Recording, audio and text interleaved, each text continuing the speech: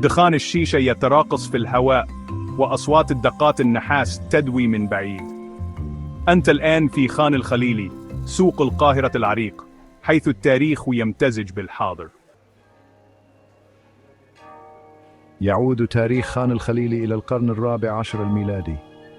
بناه الأمير جركس الخليلي كمركز تجاري ضخم. كان مركزاً للقوافل التجارية من مختلف أنحاء العالم، واليوم لا يزال خان الخليلي شاهداً على عظمة القاهرة القديمة.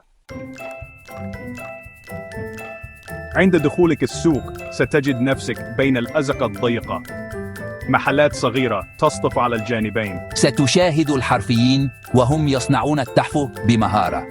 هناك النحاس اللامع والزجاج الملون والأقمشة المطرزة.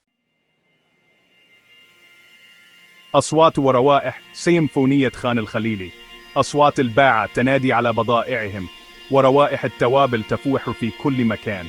رائحة القهوة العربية تفوح من المقاهي، تحمس حبوب البن أمامك. يجلس الرجال يلعبون الطاولة ويدخنون الشيشة. في حضرة الفيشاوي، استراحة من صخب السوق. بعد جولة طويلة في السوق، لا بد من زيارة مقهى الفيشاوي. إنه المقهى الأشهر في خان الخليلي، يقدم الشاي بالنعناع والقهوة العربية. يمكنك الاسترخاء ومشاهدة حركة السوق.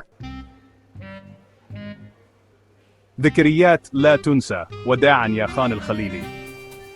زيارة خان الخليلي هي رحلة عبر الزمن، ستشعر بعبق التاريخ وسحر الشرق. ستبقى ذكريات هذه الزيارة محفورة في ذاكرتك.